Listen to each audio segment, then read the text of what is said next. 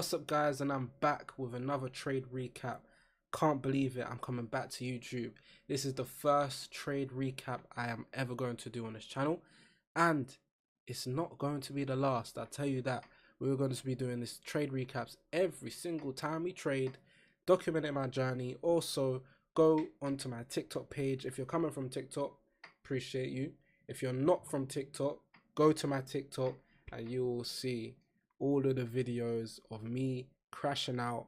And bro, trading's been difficult, but today obviously we did lose. It is what it is. I did have a good week, but yesterday I full ported. Today I risked too much. It happens, but next week we're gonna come back, and we're gonna come back better because I know what I need to do. So let's get right into this video. Firstly, I am going to open the charts. So if we go to our trades, these are the two trades we took.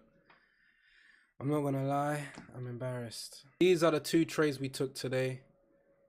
Yeah, man, peak. But look, let me break down the trade. If you don't know, my strategy is 4-hour PO3. Now, what that means is, firstly, I hop on the chart, go to the 4-hour time frame, and I find my bias. How I find my bias is pretty simple. My bias for today was obviously short. We sold off previous days, sorry. And then first thing I look for, 6-hour candle. So the 6 o'clock candle. Then you have the 10 a.m. candle. And these are the two candles to look out for. So now 6 a.m. closed bearish, 10 a.m. was still bearish.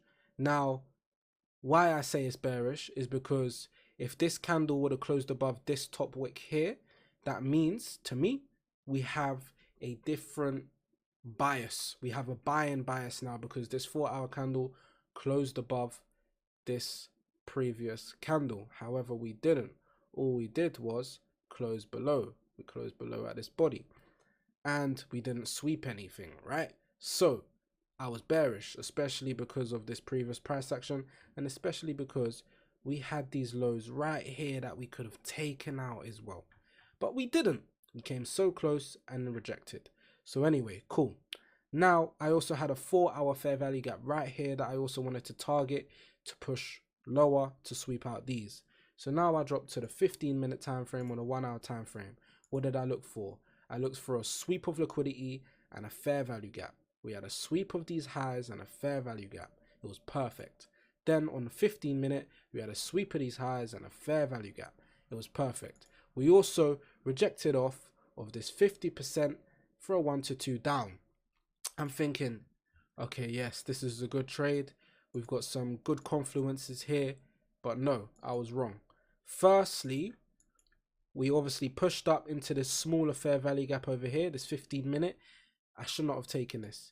The reason I took this was because we swept this liquidity here. I'm thinking now, and we also swept this liquidity here, tapped into this fair value gap, and then we're going to push off. So CISD here, strong displacement to the downside for a 1 to 5 this would have been. And yeah, obviously straight away we got stopped out. Now on this trade I risked too much. I used 3 minis, which was about $300, and I didn't do the risk management correctly. I risked way too much. At this point I should have stopped trading. I didn't stop trading. That's my fault. You know, it is what it is. We go again.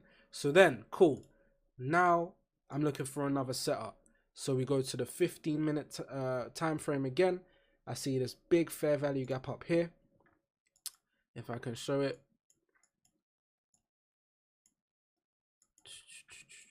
So yeah, we go to the 15-minute time frame and see this lovely 15-minute fair value gap up here. We wicked off the 50% multiple times. I dropped down to the 1-minute time frame, and then I'm looking for another sell. So cool. We rejected off of this 50% so many times. CISD is right here. I wanted to short for a 1 to 2. Obviously, we got stop rated, swept this liquidity, swept this high, and ultimately dropped down and smacked TP, and then we continued up for the rest of the day. So these are the two trades that I messed up on. These are the two trades that I took. I took it on my Alpha Future 1 account, Alpha Future 2 accounts, risked the same amount on both, copy traded them both, and I lost about $800 today. So yeah, what an eventful day it is, I guess. But what can we do? Let me show you the P&L ski as well. So if I go to Google and I go to my Alpha Futures account, I will show you the P&L right now. So obviously we had a couple trades yesterday, which wasn't good. We had 16 trades altogether yesterday, which was absolutely terrible. I full ported all the trades because I was frustrated and I just didn't know what to do. Obviously today we lost $435 on this account and probably the same on the other account, so a little more than $800, which is not good also. So I feel like I'm close to blowing this account. One more trade left in me. So the next trade that I take, I'm going to make sure that it's an A+, setup, so we can get this account out of drawdown and back into some profits and pass this evaluation, because it is still an evaluation as well. But obviously on the live account, we're up still, you know, we're up about £120 for this week, which is incredibly good. So yeah, that is the trade recap all done. Hope you like this video. I will be posting every single time I trade. Hopefully we're gonna see less of less red on the thumbnails and more green on the thumbnails, yeah, because I'm not having my stupid mistakes hinder me and almost lose my account, so I'm not gonna have it. So next week we're gonna come back stronger, we're gonna come back better. And yeah, so if you're new, subscribe, like the video, and also follow my TikTok at NotNazzy, and also use my Alpha Futures code to get 40% off on all your Alpha Future accounts using code NAZZY. But without further ado, we're gonna go and we're gonna enjoy the rest of our Friday and prepare for next week.